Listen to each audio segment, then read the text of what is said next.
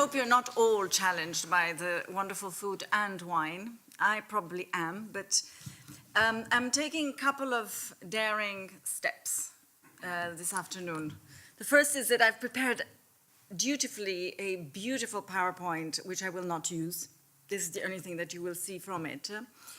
Because I was put to shame by John's wonderful presentation in the morning, which reminds me every single time that I'm asked to give a talk that PowerPoints are the contrary of what the label says. They do not empower the point. They most often distract the point. So that's the first thing. Then I must say that two things. I'm not, despite Alessandro's very generous introduction of me, I'm absolutely not an expert in interdisciplinarity. I have become some sort of knowledgeable researcher in interdisciplinarity almost because I had to. And the reason why I'm here, I guess, is because I am chairing a whole cost action, which is a network funded by the European Union over a period of 4 years. On the issue of interdisciplinary research, and I have become, as a result, I have learned by doing, as you were saying yesterday, and I will share with you some of the experience that we've had over 3 years of the 4, so we will finish, we're closing the action next year around the end of March. And as Alessandro said, Carlo, who is also here and will speak after me, has courageously joined me and a couple of other people to write the proposal, win the proposal, and then implement this job, this task of running a network of 32 countries, as we are now, and I have stopped counting. I believe we are more than 70. Between scholars and practitioners who have spent 3 years and will spend another year around the topic of, and I think I have to say, the discipline of interdisciplinarity. So to answer someone's question this morning, actually it's almost a discipline in itself. As we have learned, there are many people who spend their entire academic careers reflecting on every possible aspect of interdisciplinarity as an object of study, let's say, and as a corpus of knowledge in itself. It's impossible for me to share, obviously, 3 years of endless meetings, workshops, and conferences, cost actions, which is what I'm talking about, a network of scholars and practitioners. It funds only activities and events. So we do not have research funding, and therefore this cannot be considered a research project. It depends on the generosity and interest of the members of the network, whether we can actually develop research itself or meet and discuss our experience or. Obviously, the idea is that there is a virtuous effect of that. Now, I'll say a couple of things about why Intrepid. I'll say a couple of things about confusion and ambiguity. And then a few more things about the lessons that I believe we constantly have to learn, as opposed to lessons learned, which is the famous expression that is sold. And then what remains to be done, at least from our perspective of Intrepid, and perhaps something to share also with our colleagues here at Siena. So why Intrepid? Well, the first thing is that my area of research has something to do with sustainability, something to do with urban futures. 3 words that put together are amongst the most non-disciplinary arenas of inquiry that you can find. Yeah, you cannot talk about urban anything without picking at least 10, I would say, disciplines. Sustainability is omnicomprehensive, and future also. So it was, for me, a very simple question of having reflected on 20 years of practice as consultant, NGO activist, and then academic again, and seeing how difficult it was to do what I thought was necessary to do. And I consider sustainability, you've got the Sustainable Development Goals all over the place in your institute. Sustainability is a topic that I am very passionate about. And that, together with a couple of colleagues, we started thinking, okay, what should we do? Can we think about this interdisciplinarity issue? And we developed a proposal, which we won, which was around, initially, our understanding, and there's a premise here to be put. So we assumed that interdisciplinarity is a condition without which you cannot do research in sustainability and in urban sustainability. We assumed that, therefore, the question was, since everybody talks about interdisciplinarity, then there's got to be some sort of place somewhere in the pipeline that it just doesn't quite work the way it ought to. And we decided at the level of the proposal that we would look at a rather complex cycle of basically the policy of science, the programming of science, the funding of science, the implementation, and the evaluation. That was in our proposal. Intrepid, therefore, is an inquiry into the role and the efficiency and the obstacles to the practice of interdisciplinarity at the research level in higher education. We defined for ourselves the following sort of challenges and objectives: to better understand how to achieve more efficient and effective inter- and transdisciplinarity research in Europe, and to strengthen our ability to address contemporary global challenges characterized by increasing complexity and uncertainty. That's how a lot of sustainability science is defined now. Or for those of you who are familiar with the notion of the Anthropocene and the fact that humans have become a force of nature that therefore is changing the entire planet and having implications for pretty much every socio-economic, socio-technical arena. Our focus area is the urban-related research, and that is because as a group of researchers, that is one of our areas of interest, and because, of course, well, for two other reasons. One is that we are now globally 50% more or less are living in cities or urban realities of one kind or another, and most interestingly and importantly, it is expected that this will rise to 60%, I think, by 2050. Now, I've said we are 32 countries, roughly 70 plus, and we are a bunch of very disparate scholars. For anybody who knows how cost actions work, you don't control who comes into your cost action. So I knew probably 10 people out of the 70, and I've now come to know another 60 plus. Some of them extremely helpful, some of them not so helpful, and that's the nature of the experience. But to give cost its due, it is true that this level of randomness helps to bring together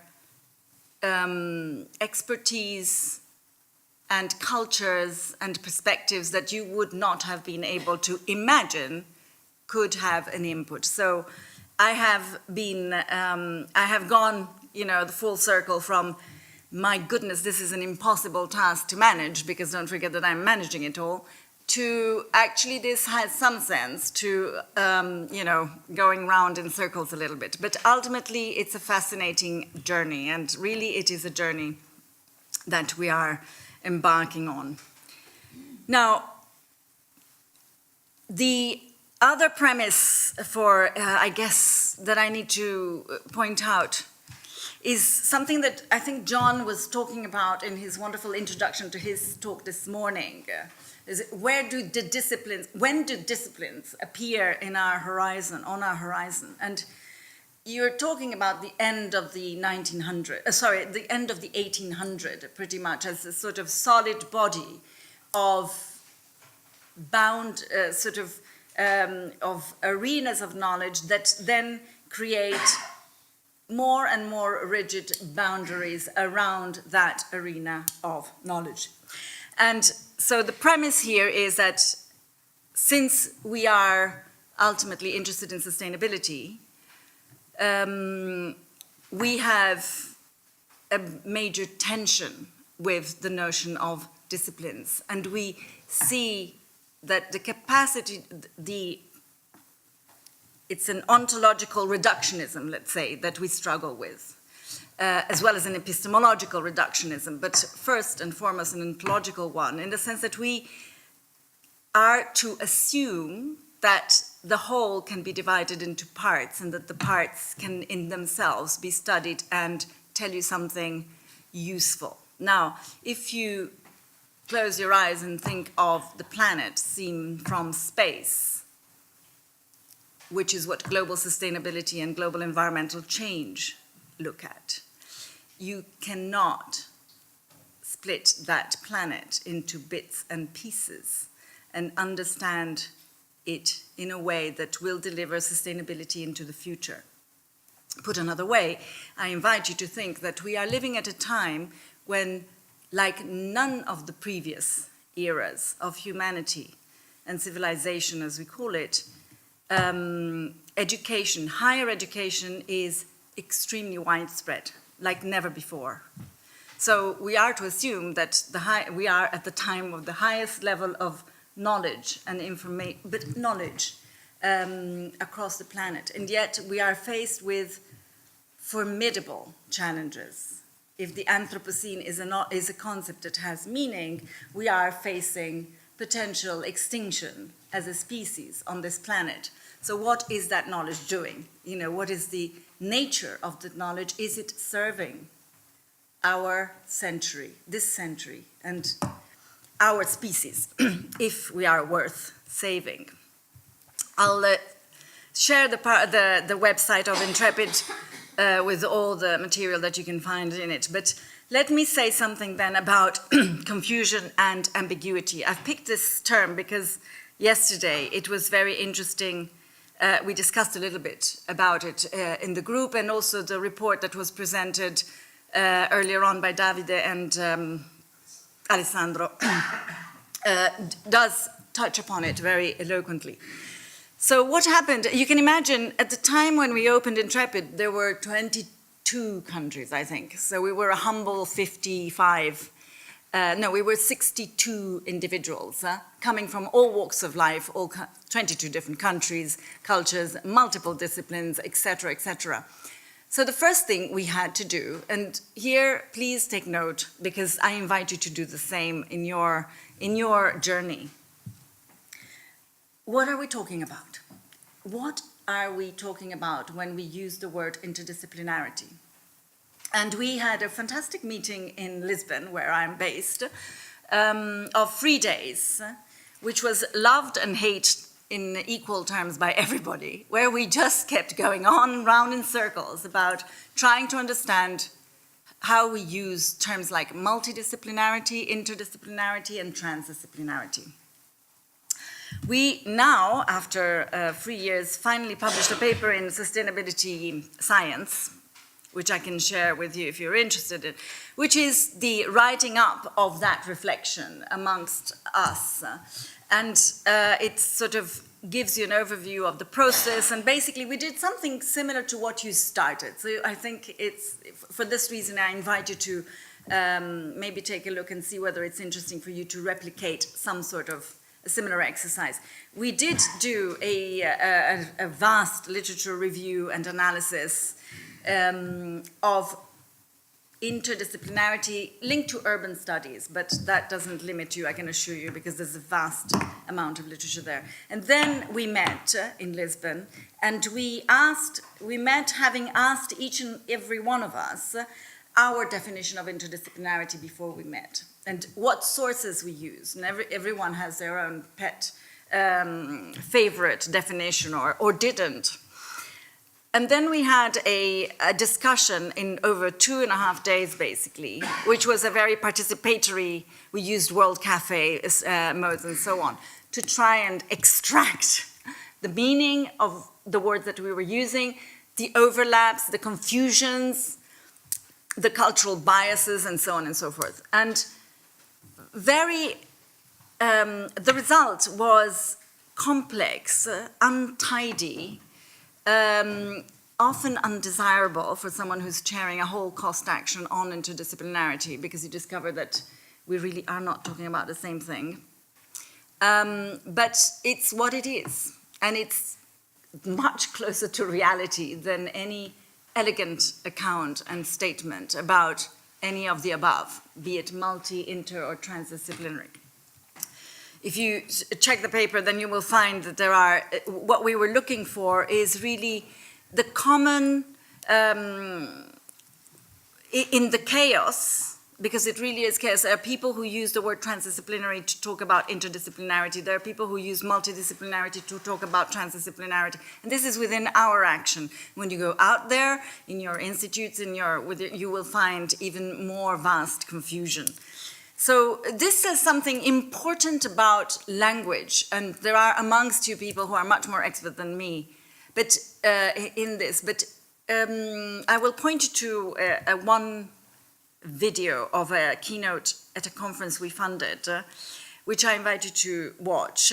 She's a medical humanist and a geographer.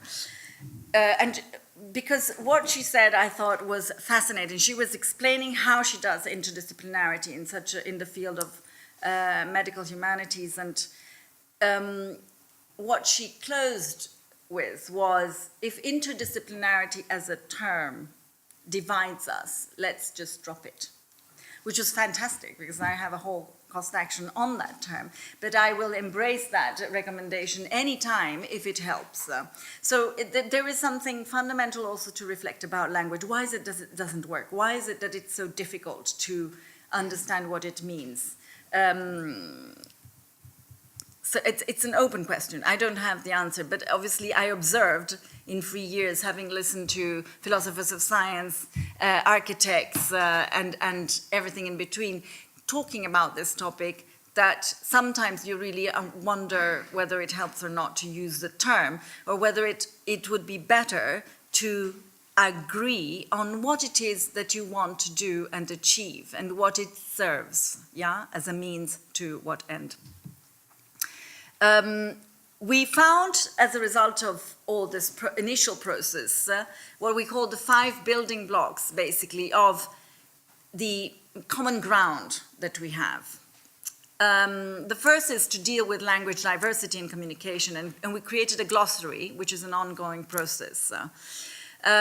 We identified the boundary objects, as we call them, of structuring elements of interdisciplinarity. So societal challenges, for example, is a clear arena in the way you frame and structure inquiries that helps to create these boundary objects that interdisciplinarity itself needs to study.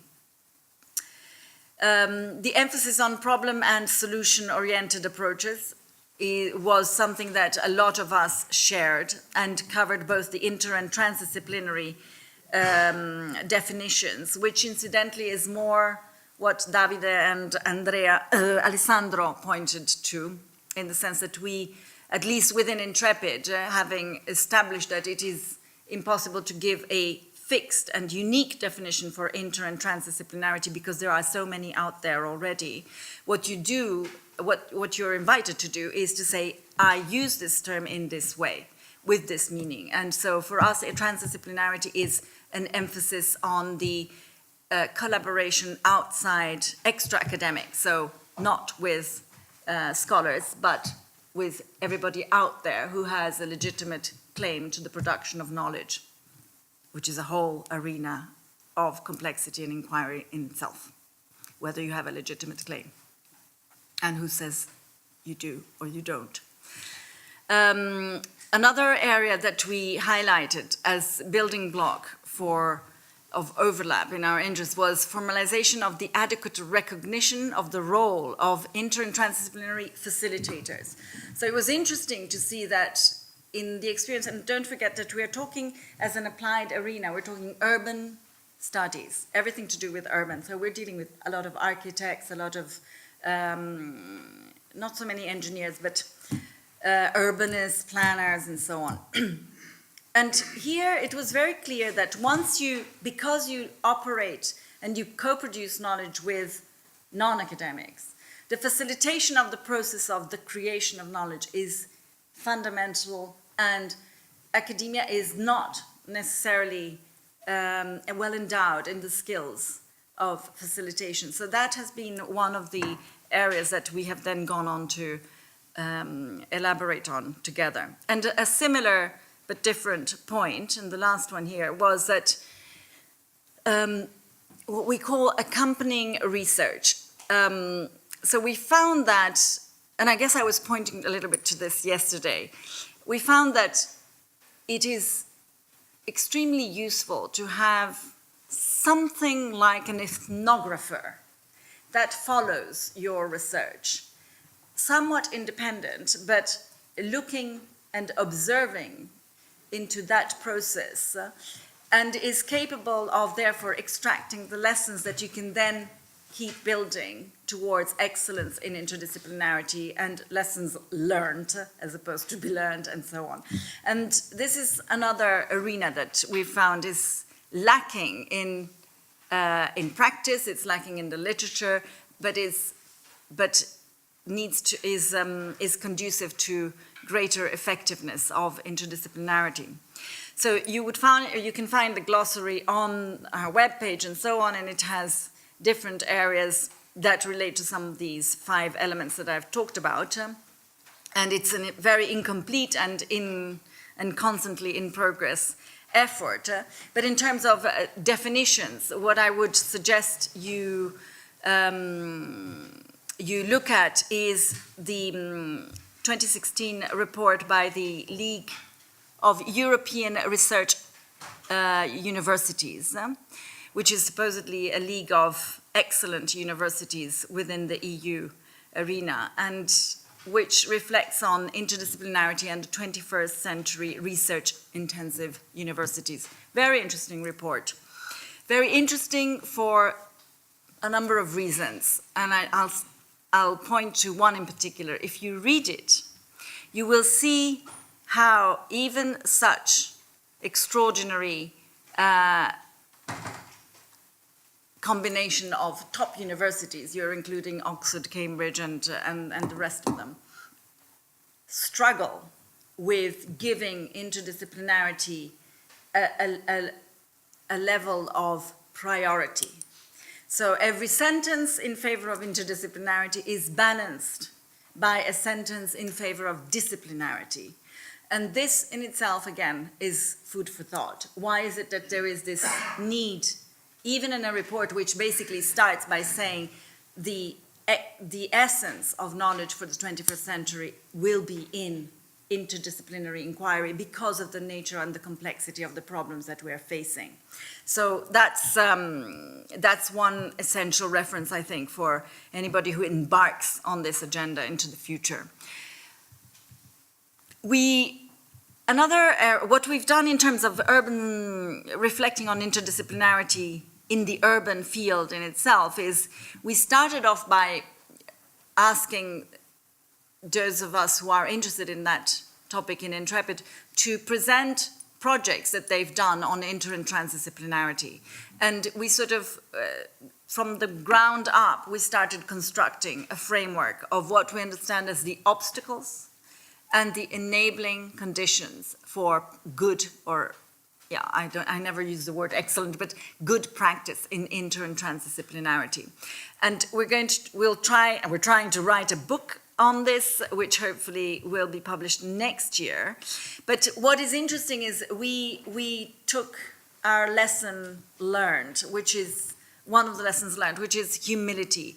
We write about how messy it is. We write about how incomplete and difficult and frustrating it can be to do inter and transdisciplinarity. But we also write about what is helpful, what works, what we call the enabling conditions. And it's very interesting to even do that project because you see even amongst ourselves, and we've now been working for 3 years together, we know each other, there is a certain level of trust, which is an essential quality of any interdisciplinary endeavor. And yet still, as soon as the sociologist and the architect are disagreeing with something, their disciplinary positions come back, and the kind of tone of voice and the language shifts. And you may think, well, you know, who cares? But you do care, because it is fundamental to the effective nature of that endeavor, that you have trust and respect, and that there is no fear of mistake, of misunderstanding, because we will forever misunderstand each other. All we can hope for is that we create some space for creativity, for inquiry that is safe. And that is another of the lessons that we have learned, at least working together and sharing our experience. Now, in terms, do I have another 5 or 10 minutes? Okay, so, oh, good. So in terms of the lessons to be learned, I wanted to say a few things about this. In the many events that we funded, so we funded conferences, training schools, and workshops mainly. One conference was about the social sciences and interdisciplinarity. This was because last year was the 20th anniversary of a report, which I also recommend that you read, which was funded by the Gulbenkian Foundation, which happens to be based in Portugal, but has offices around the world. And Emanuel Wallerstein was asked to chair the research team that produced this report 20 years ago. It's a fascinating and perhaps somewhat dispiriting report because, as is often the case when you start digging backwards in time about how we think about interdisciplinarity, you will see that a lot of the things that we struggle with today were well known decades and decades ago. So that's why I insist on lessons to be learned as opposed to lessons learned. But a couple of things here to say. I will point to 2 or 3. In that conference about the report, as an excuse to reflect on the role of social sciences in the arena of interdisciplinarity, we had a specific goal that was to reflect on the European research funding and its relationship to social sciences and interdisciplinarity, which Pierangelo talked about this morning. And basically what we found through a week of intensive interviewing of very senior to head of unit in DG Research and Innovation, is that they absolutely collapse the notion of interdisciplinarity with the notion of with the problem of integrating the social sciences and the humanities in their research framework program funding. And this was very interesting because it was repeated at the conference by some of the presenters, and it reveals the politics of the policy of science, basically, and the complexity that the DG has to face in terms of how it understands priority of research and the different disciplines, and their interpretation of the struggles between social sciences and the humanities, which are considered weak sciences or soft sciences, yes, soft sciences, and the hard sciences, which are also the core, traditionally, the core of EU research agenda and research funding, because it was originally to compete with the US and Japan's superiority in terms of techno-scientific progress after the Second World War. So what happened is, if you can imagine a block of 100 boxes, cut out 5, and what you've just cut out is the total sum of money that goes to the entire social sciences and the humanities in EU research funds. This is not my statistics, it's their statistics. It's a report of 2016. I haven't read, there must be a new one, I haven't read it, but that's pretty much what you're talking about. And it's worse than that because within that, almost half goes to business and economics, and the rest is left for everyone else, basically, in the social sciences and the humanities. Now, this is a whole agenda in itself and worth reflecting upon. But this was one of the levers for us. We produced a policy document, a sort of policy guidance or a policy brief for the new research framework that was based on the reflections of that conference, and you can download it and see there are 10 recommendations from there. I don't know if anybody will learn anything from it, but that was our contribution.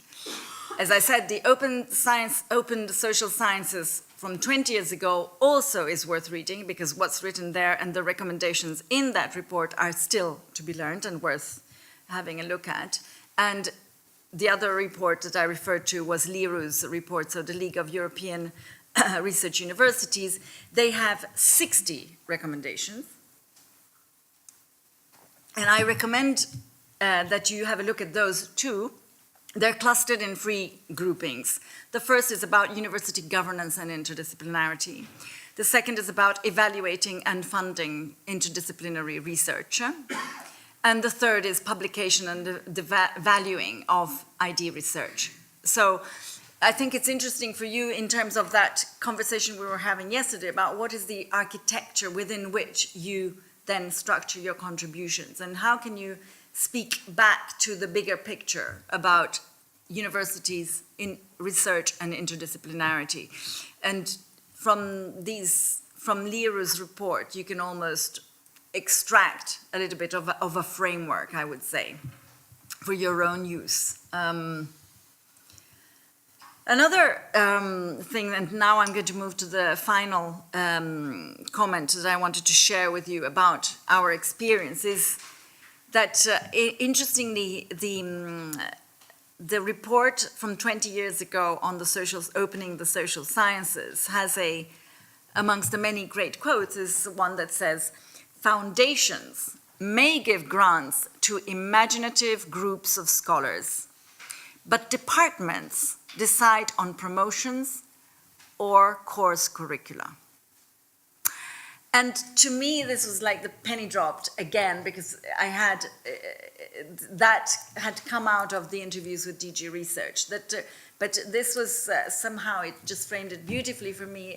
It's this gap that is growing and growing between the speed with which and the ease with which the science agenda is moving, fast forwarding towards inter and transdisciplinarity or co-production of knowledge, as if that was, it's just a matter of putting the words and then sending you the money and you just get on and do it. And the reality on the ground of the vast majority of the universities, which with lots of exceptions, but still a very small majority, the vast majority of us struggle to do any of that in an average year. So you have science policy going in one direction and the universities are struggling to at least keep up, let's say. We can talk then about why is science policy going in that direction? Is it desirable to go in that direction? But at least the gap is there. And since we all need some money for our research, this has implications for then who wins those grants and how that is done. So what we did as Intrepid is, what remains to be done for us are a number of things, but one of them has become the agenda that we call the future of university or the future of you, which is a little bit of a play in words, because one of the reflections is that what is the role of knowledge and what is the role of universities into the future, and how important is it to reframe perhaps a more traditional notion of what universities were about, which was to contribute to build capacity in every individual to be the best version of themselves. In this, we've run already quite a number of events, and it's been a tremendous journey in itself. We started, of course, by asking what is the contribution of inter and transdisciplinarity in the university of the future, and what are the implications of that? But the topics basically range of the discussion about the future of our institutions include the following: sustainable development and inter and transdisciplinarity, which, as I said, are basically, they are integral in the way you understand them. Wisdom, ways of knowing, and other traditions of knowledge, and their legitimacy or non-legitimacy within academia, especially when you talk about co-production and transdisciplinarity. The relevance of the affective domain, a whole arena in itself. The role of the academics and the non-academics within academia, not only in terms of the co-production. The ethical dimension, which was raised yesterday in relation to some of the technology that you are investing, for example, and has been a huge agenda within EU as well, from the RRI, Responsible Research and Innovation. The denouncing of the neoliberal model and the marketization of higher education and the implications that that has, and whether that will continue in the future, ought to continue, and so on, and what are the implications. The alternative institution, or a whole system approach, system thinking to university change. One thing that has been done a lot is create Institute of Interdisciplinarity, but is that enough? And is that sustainable in the future? The same question is being asked when you talk about education for sustainable development. Interdisciplinarity and education for sustainable development are literatures that are somewhat parallel, but overlap almost by, I would say, more than 50% in terms of the obstacles and the challenges and the solutions. So we are now looking at the issue of the Sustainable Development Goals in universities and how universities are repositioning themselves to serve this agenda, and to what extent is this an honest or a market or a what proposition. We are looking at the role of facilitation as a key skill and capacity to be built in interdisciplinary, in institutions that want to embrace interdisciplinarity. We're looking at young researchers and the struggle and the difficulties that they have in embracing this, and what are the obstacles and what can be the solutions. We're looking at, I have corrupted all the architects in our group to convince them to look at the space and place of knowledge into the future, because our buildings are structured in ways that often do not serve the ethos and the needs of interdisciplinary thinking, research, and collaboration. So there is something very physical as well to be discussed, and it's another lens into the same problem which can elicit new ideas and new reflections. And we will be wrapping up the entire action on the 26th to the 29th of March of next year. So that will be our final conference. And this image, these two images, are the beginning and hopefully the end of our journey. We started with a major struggle, even in understanding what it is that we were talking about. And we haven't stopped struggling, we still struggle. But we know what we're looking for.